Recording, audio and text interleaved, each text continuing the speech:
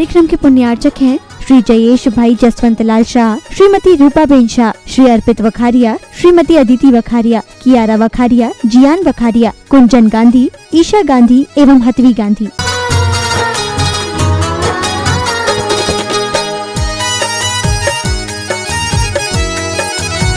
देश की गए तरिणी से अब तक पारी नहीं पाया, भव काल सिधोने आया हूँ, आना जाना मिट जाए मेरा यह बंध काटने आया।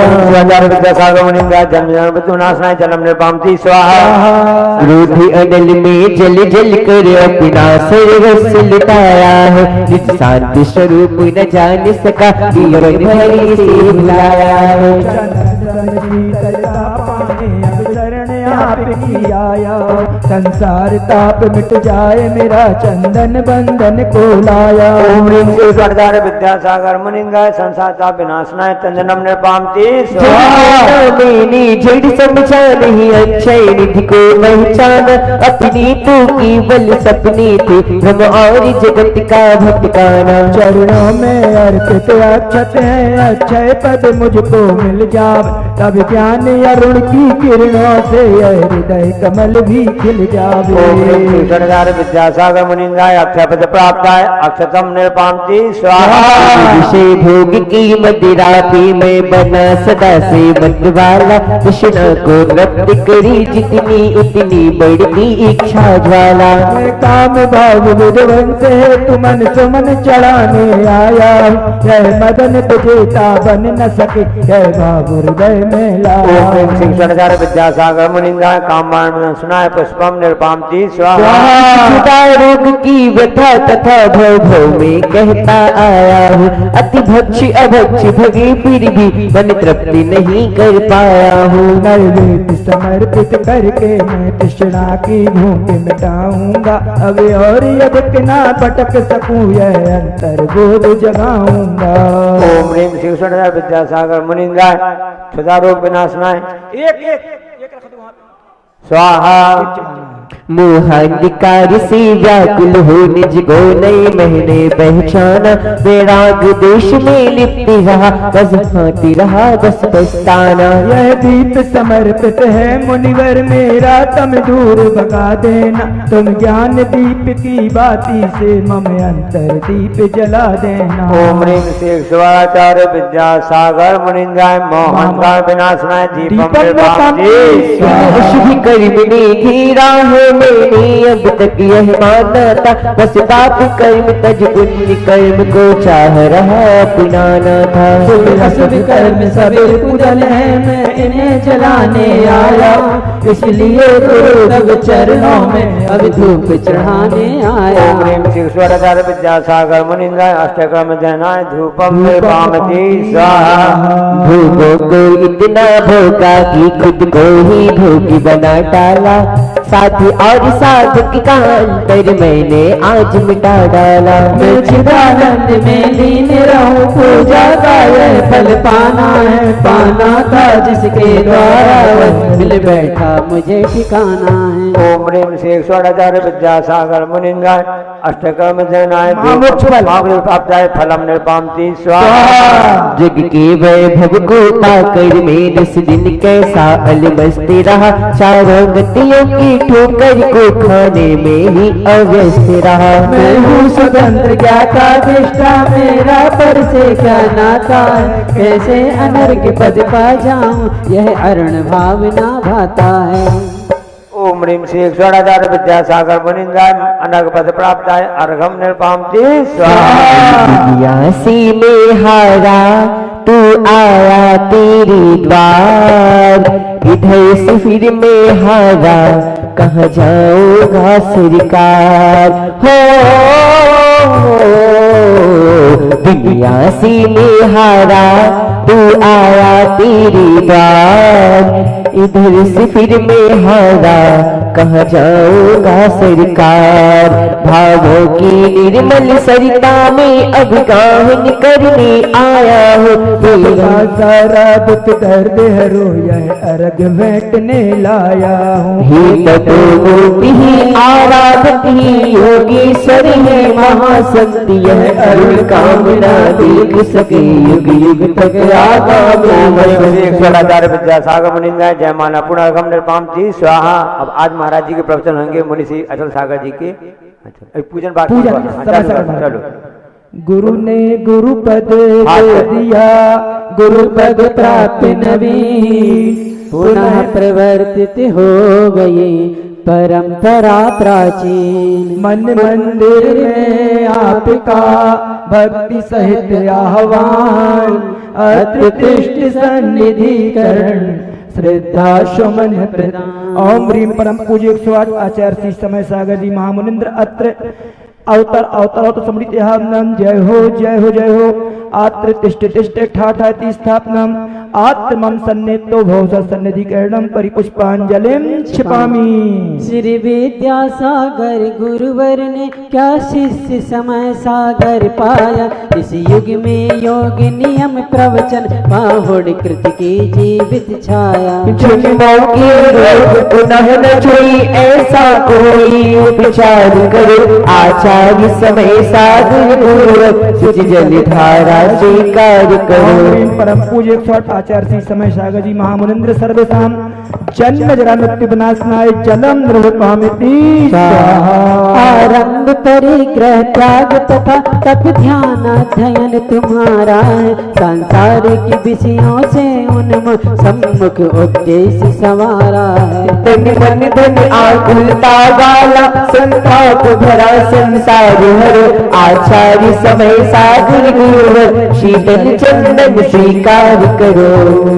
ओम ह्रीम परम पूज्य 108 आचार्य श्री समय सागर जी महामुनिंद्र सर्वेशाम संसार तापनाशनाय चंदनम निर्वपामिति स्वाहा।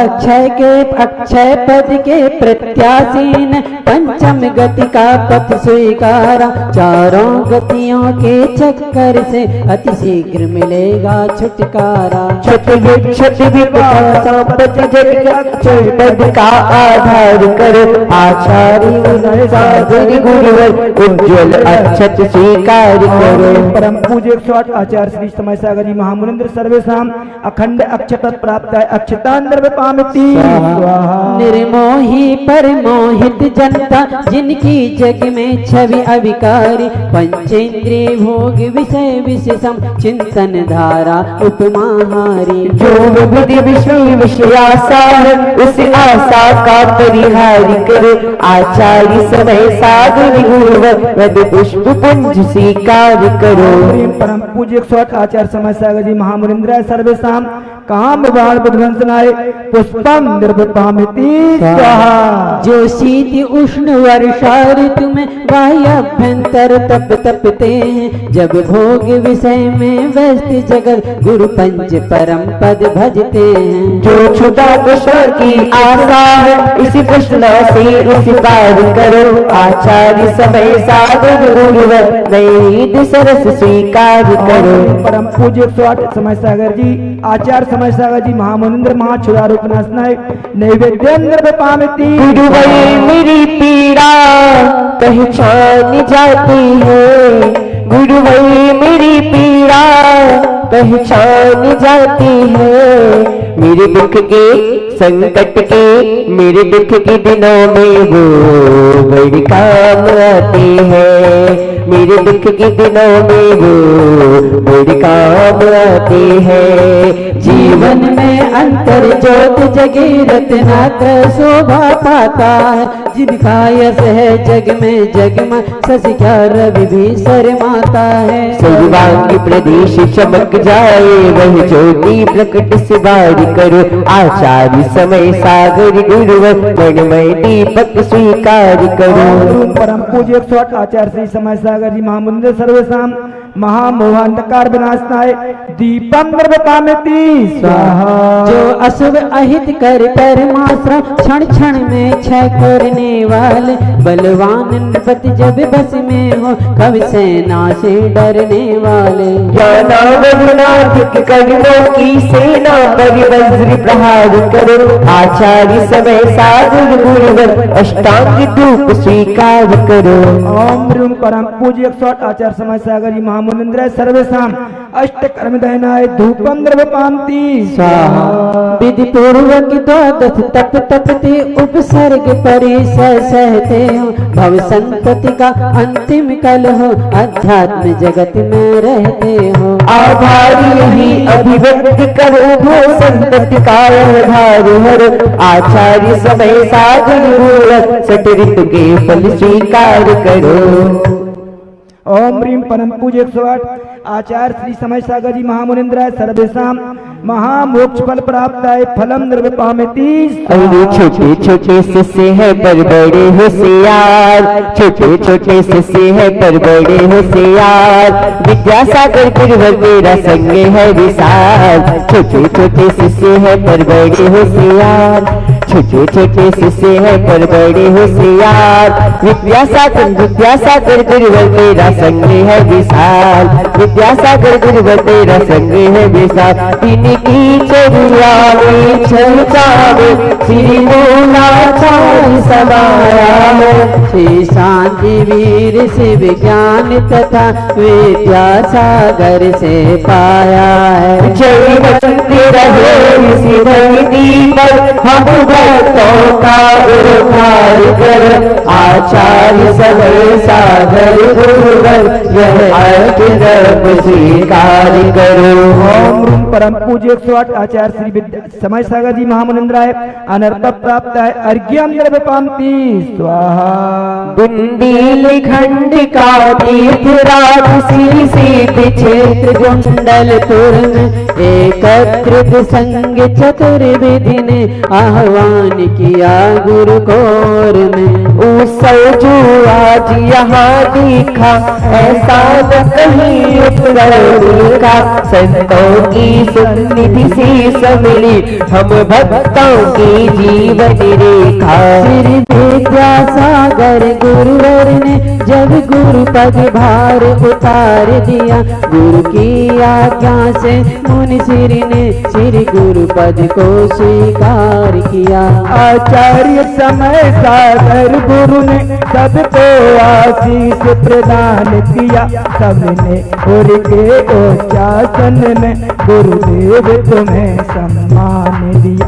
ओम ह्रीं परम पूज्य 108 आचार्य श्री समय सागर जी महामुनिंद्र अनर्थ प्राप्त है जयमाला पुण्य अर्घ्यम निर्वपामति स्वाहा। गुरु पद पर आसीनी जो गुरु आज्ञा अनुसार। सूर्य समय सागर तुम्हें वंदन बारंबार। चलो अब बिना समय काफी हो गया है।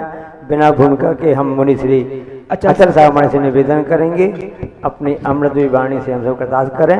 उसके पहले सूचना दे दें आप लोगों को कि मूक माटी रचयिता आचार्य श्री के जो कृति है मूक माटी महाकाव्य उस पर आधारित अंतरराष्ट्रीय मूक माटी प्रतियोगिता 1 से 5 जून तक है। www.vidyasagar.guru पर ऑनलाइन निःशुल्क है। आप आचार्य श्री की मूक माटी पढ़िए और प्रतियोगिता में भाग लेकर के पुरस्कार जीतिए। अचल सागर जी महाराज की जय। नमोस्तु महाराज जी नमोस्तु नमोस्तु नमोस्तु। जय श्री ओम नमः सिद्धेभ्यः। जय श्री ओम नमः सिद्धेभ्यः। जय श्री ओम नमः सिद्धेभ्यः। मंगलम भगवान वीरो मंगलम गौतमो गणी। मंगलम कुंद कुंदार्यो जैन धर्मोस्तु मंगलम सर्वमंगल मांगल्यम सर्वकल्याणकारकम प्रधानम सर्वधर्मानां जैनम जयतो शासनम जैनम जयतो शासनम। अनंत अनंत सिद्ध परमेष्टि भगवान की जय। देवादिदेव 1000 से कुंडलपुर के बड़े बाबा आदिनाथ भगवान की जय। आचार्य भगवान श्री कुंद कुंद स्वामी की जय। गुरु नाम गुरु आचार्य भगवान ज्ञान सागर जी महामुनि राज की जय। परम उपकारी गुरुदेव विद्या सागर जी महामुनि राज की जय। परम पूज आचार्य भगवान समय सागर जी महामुनि राज की जय। समस्त निरापक मुनि महाराजों की जय। 3 कम 9 करोड़ मुनि महाराजों की जय। परम पूज्य 108 अचल सागर जी महामुनि राज की जय। नमोस्तु भगवान नमोस्तु। कोई भी व्यक्ति जब कुछ वस्तु खरीदने के लिए बाहर जाता है, दुकान पर जाता है, तो उस वस्तु पर वह मुख्य रूप से 3 बातें देखा करता है। एक, उस वस्तु की मैन्युफैक्चरिंग डेट क्या है, दूसरा उसकी कीमत क्या है, और तीसरी इसकी एक्सपायरी डेट क्या है। वस्तु को तो व्यक्ति ने देख लिया कि मैन्युफैक्चरिंग और एक्सपायरी क्या है, कीमत क्या है। हम सभी ने जन्म लिया, हमारी मैन्युफैक्चरिंग डेट क्या है, हमारी कीमत क्या है और हमारी एक्सपायरी डेट क्या है। यदि इस ओर हम ध्यान दें तो हमारी जो जीवन जीने की कला है वह सामने आ जाए। व्यक्ति जन्म ले रहा है और मर भी रहा है, परंतु कैसे जीना है इसका उसको भान है ही नहीं। क्यों नहीं है? क्योंकि उस व्यक्ति ने अपनी कीमत समझी ही नहीं है। और जब तक हम अपनी कीमत नहीं समझेंगे तब तक जन्म लिया, मरण किया, अनादिकाल से अनंत काल तक की यात्रा हो रही है और वह यात्रा होती ही रहेगी।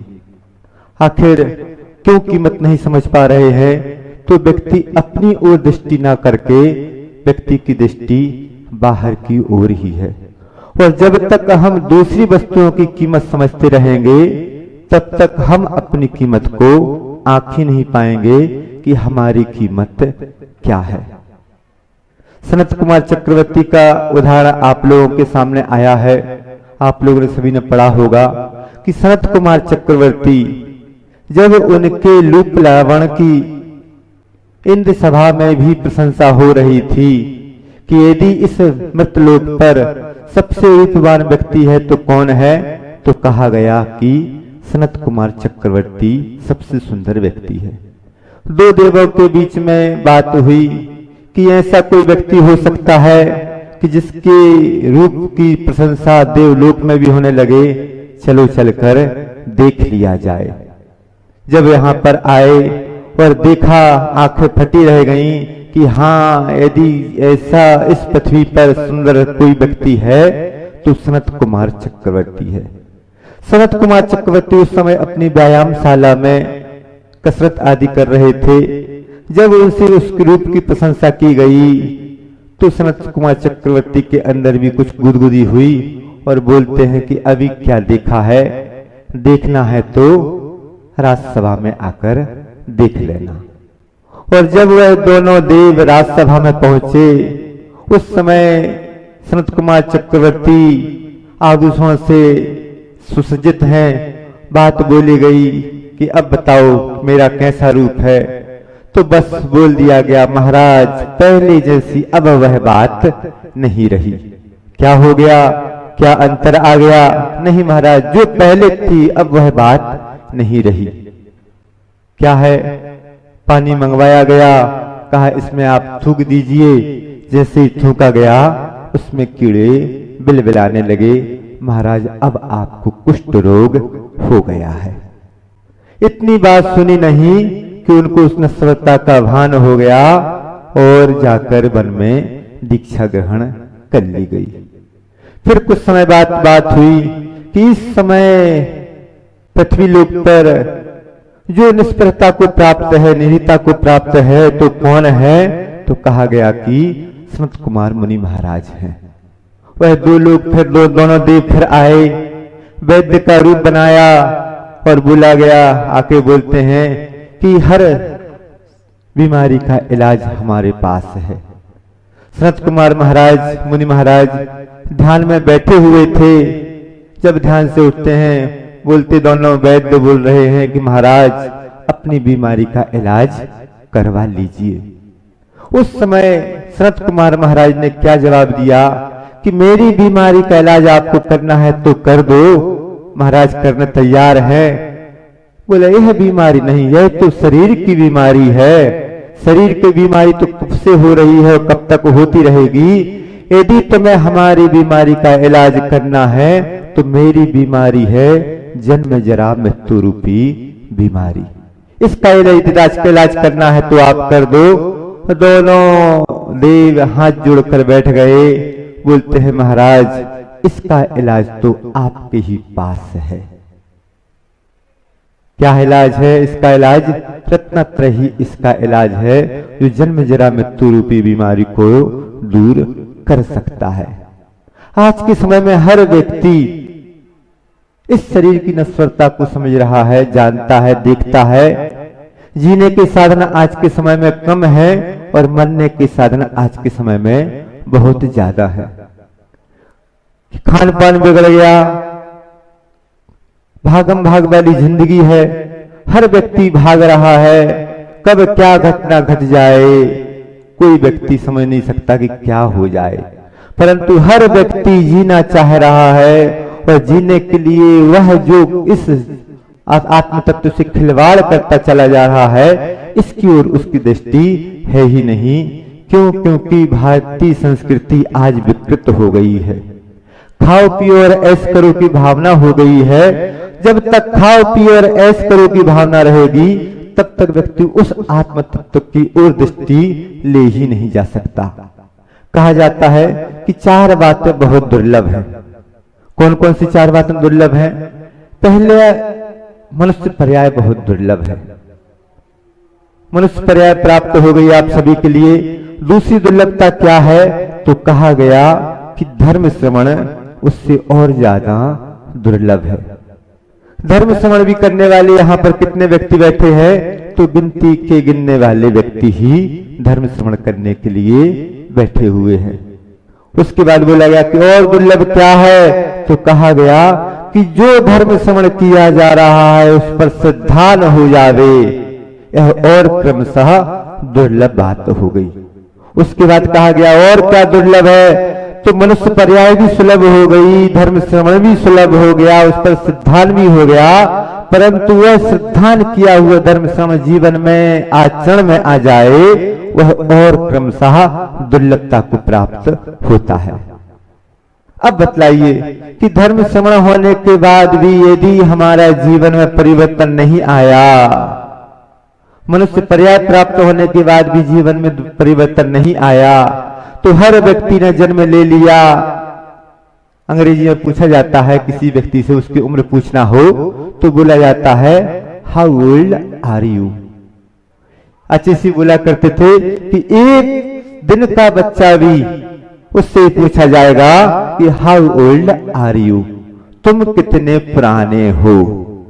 जब हम पुराने होते ही चले जा रहे हैं, प्रत्येक समय मृत्यु के मुख की ओर बढ़ते ही चले जा रहे हैं, फिर भी शरीर की कीमत न शरीर की कीमत व्यक्ति आंक रहा है और न उस आत्म तत्व की कीमत आंक रहा है, न धर्म की कीमत आंक रहा है।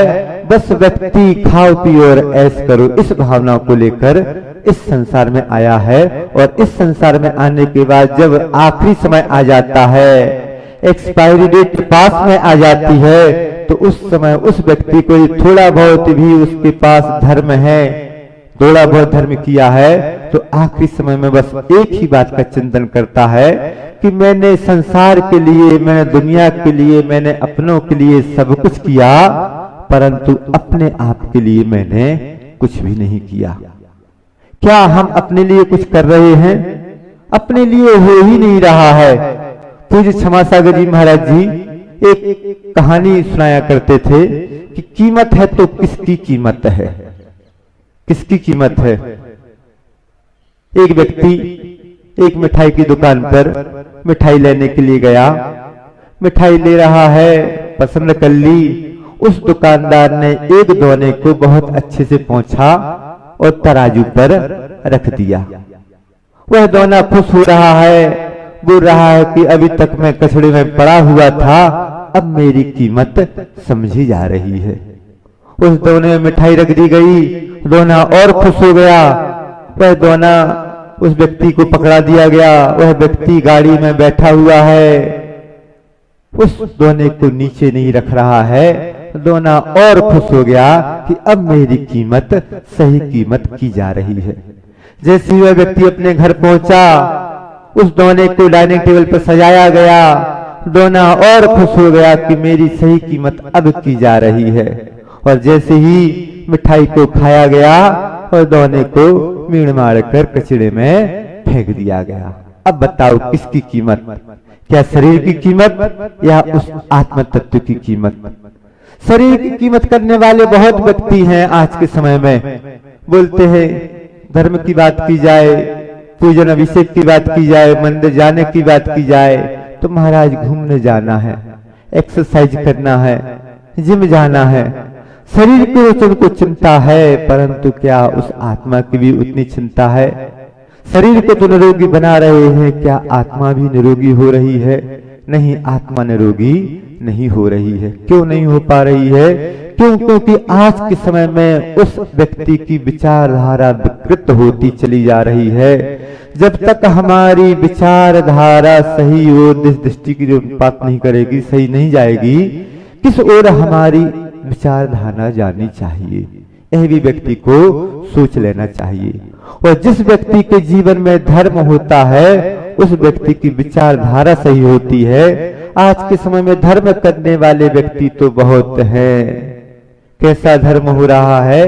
पूजन का धर्म, पूजन तक धर्म सीमित हो गया, अभिषेक तक ही धर्म सीमित हो गया। उसके आगे क्या उसके जीवन में कुछ परिवर्तन आया? सही धर्म तो वह है कि व्यक्ति के जीवन में परिवर्तन आ जावे। और जीवन में परिवर्तन कब आएगा? जब व्यक्ति अपनी दुर्लभता को समझेगा, धर्म श्रवण को करेगा, धर्म पर सिद्धांत करेगा और उसको आचरण में भी लाएगा, तभी उसके जीवन में परिवर्तन आ सकता है। तभी वह व्यक्ति अपनी कीमत को समझ सकता है। अन्यथा तो व्यक्ति बाह्य वस्तु की कीमत में अटका हुआ है और बाह्य वस्तु की कीमत आंक भी रहा है, परंतु यदि इस शरीर की और आत्मा की कीमत नहीं आंकी गई तो आखिरी समय व्यक्ति को पछताना ही होता है। पछताना तो कितनी बार पछताना, अनादिकाल से वही क्रिया होती चली जा रही है और वही क्रिया कब तक होती चली जाएगी तो ना जाने कब तक वही क्रिया होती चली जाएगी। एक छोटा सा दृष्टांत रखकर अपनी बात खत्म कर रहे हैं कि एक व्यक्ति, उस व्यक्ति को गांव के व्यक्ति बेवकूफ के नाम से बुलाया करते थे। उस व्यक्ति को बहुत बुरा लगता कि देखो तो मैं इतना बुद्धिमान हूं, परंतु मुझे हर व्यक्ति बेवकूफ के नाम से ही बुलाता है। सोच लिया कि इस गांव में मेरी कोई इज्जत नहीं, दूसरे गांव में चला जाए। दूसरे गांव की ओर निकल गया, रास्ते में कुछ आराम करना है, एक कुएं की पाट पर बैठ गया, अंदर पैर करके बैठ गया। वो दूसरे गांव के व्यक्ति निकलते हैं, बोलते हैं क्यों भाई बेवकूफ, क्या कर रहे हो? उस व्यक्ति को विकल्प होता है कि इस तो मैं नए गांव में आ गया हूं, मेरे नाम इस व्यक्ति को कैसे मालूम चल गया? बुलाया गया, क्यों भाई आपने मुझे बेवकूफ नाम से क्यों बुलाया? मेरे पहले वाले गांव वाले मुझे बेवकूफ के नाम से बुलाते थे, ऐसा क्या कर दिया? तो बोलता है कि तुम्हारी क्रिया ही बता रही है कि तुम बेवकूफ हो। ऐसी हमारी क्रिया बता रही है कि अभी तक हमने अपने इस आत्मा की, इस शरीर की कीमत ही नहीं समझी है। वही क्रिया करते चले जा रहे हैं और बेवकूफ बनते चले जा रहे हैं। अब बेवकूफ नहीं बनना है, अब अपन को अपनी उस कीमत का आंकना है, उस कीमत को जानना है कि जिस व्यक्ति ने कीमत को जान लिया तो बस, और यदि कीमत नहीं जानी तो क्या होगा। एक खाई को सुनाते हुए, अपना मूल्य अमूल्य जो समझे नहीं तो धूल। धूल में जीवन बिता दिया है, न जाने कब से बिता रहे हो, कब तक बिताते रहेंगे। अपने जीवन के मूल्य को समझेंगे तो उस धर्म को भी जानेंगे और धर्म का आचरण भी होगा। अभी हमारा आचरण विहीन जीवन जी रहे हैं तो उसके माध्यम से कुछ भी हाथ में नहीं आ रहा है। बुंदेलखंड की कहावत है कि रात भर पीसो और पारे में उठाओ। वही क्रिया बार बार हो रही है, परंतु अभी भी वह समीचीन धर्म प्राप्त नहीं कर पा रहे हैं। आप सभी उस समीचीन धर्म को प्राप्त करें, इसी भावना के साथ अहिंसा परमो धर्म की, पंच परमेश्वर भगवान की, अहिंसा परमो धर्म की, संत मुनि आचार्य गुरुवर श्री विद्यासागर मुनि महाराज की, नवोदय आचार्य परमेष्टि भगवान समय सागर महाराज की जय।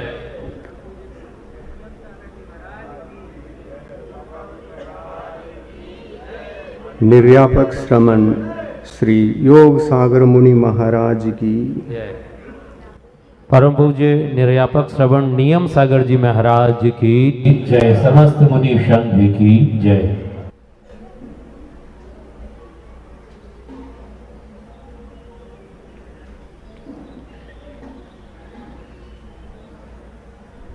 आप सभी भव्यात्मा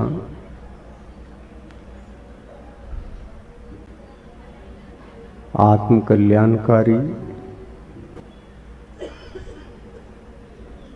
मंगलमय वचनों को सुनने हेतु मन बना करके यह निवेदन किया है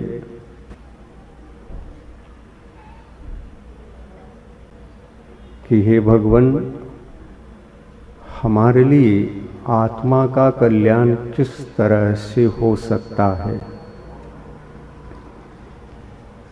कल्याणकारी वचनों के माध्यम से आत्म कल्याण का मार्ग हमारे लिए प्रशस्त करे।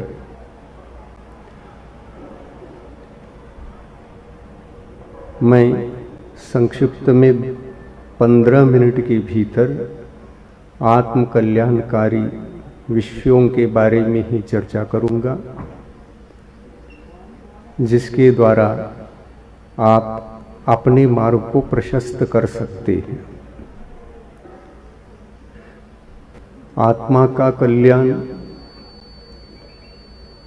आत्मा ही कर सकता है, दूसरा हमारे लिए नहीं कर सकता, क्योंकि यह कल्याण का मार्ग है।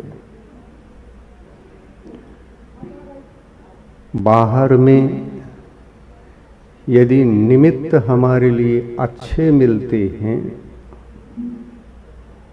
तो हमारा कल्याण और अच्छी तरह से हो सकता है। निमित्त कमजोर होता है तो कल्याण का मार्ग भी अटकता अटकता कमजोरी का अनुभव करता हुआ मुश्किल से पार पड़ता है। प्रत्येक भव्य आत्मा अपना कल्याण चाहता है, लेकिन कल्याण के मजबूती के बाहरी साधन मिलना भी उसके लिए आवश्यक होता है। क्या हो जाएगा? प्रभावित नहीं हो सकता, अप्रभावी रह करके वह जिन कवचों को ऊपर ओढ़ के रखा है, उस भीतर की आत्मा की सुरक्षा को बाहरी कवच ऑटोमेटिक सुरक्षित रख रहे हैं। ऐसा साधक ही ऐसे भव्य आत्मा ही अपनी रक्षा कर पाते हैं मोक्ष मार्ग में। यह मार्ग कठिन अवश्य है, लेकिन साधना करने वाले एक साधक को साधना ही लक्ष्य है और गंतव्य ही ध्येय है, तो उस साधक के लिए यह मार्ग चलना कोई कठिन बात नहीं है। चलना भी सहज है, साधना भी सहज है, सब कुछ सहज ही सहज होता है उस साधक के लिए। अधिक समय नहीं लेना है मुझे, आहार चर्या का भी सबका समय हो रहा है। संक्षिप्त में इतना ही कहना चाहूंगा, अपनी आत्मा को जितना बन सके उतना वक्रता से मुक्ति दिलाना। वक्र हमको कौन बनाता है? बाहर का कोई नहीं बनाता, बाहर के निमित्त से हम ही वक्र होते हैं। और वक्रता के चक्र में यदि हम उलझ रहे हैं तो हमारे पास जो सुरक्षा कवच होना चाहिए वह सुरक्षा कवच एक भी अपने पास नहीं होता है। सुरक्षा कवच के बिना हम रास्ता ही नहीं चल सकते, तो हम मंजिल तक पहुंचकर हम मंजिल की अनुभूति कैसे कर सकेंगे? यह गंभीर विषय है। इन गंभीर विषयों को चिंतन में लाकर जो भव्यात्मा चल पड़ेगा वह निश्चित रूप से अपने आप को संसार के जाल से छुटा करके अपनी आत्मा को परमात्मा बना सकता है और अल्प समय में बना सकता है, इसमें कोई संदेह नहीं। हम और भाव बढ़ाना चाहते हैं और जरा भटकने में हमारे लिए यदि उसमें इंटरेस्ट आ रहा है तो जिसमें इंटरेस्ट आता है उसका इंटरेस्ट भी मिलता है। क्या बोला? जिसमें इंटरेस्ट होता है उसका इंटरेस्ट भी आता है, उसका भोक्ता भी हमें ही बनना पड़ता है। तो हम उसमें इंटरेस्ट लें जिस इंटरेस्ट के पश्चात हमारे लिए नुकसान है ही नहीं और फायदा ही फायदा अधिक है, लाभ ही लाभ अधिक है, उस कार्य को करने का लक्ष्य बनाएं और उसी दिशा में बढ़ते बढ़ते आत्म कल्याण के बारे में आप निश्चित रूप से सोचने का यदि प्रयास करते हैं तो इसमें कोई संदेह नहीं, आप अल्प समय में परमात्मा बन सकते हैं। हमें निर्वाण की उपलब्धि का चिंतन करें और सबका साथ, सबका विकास है,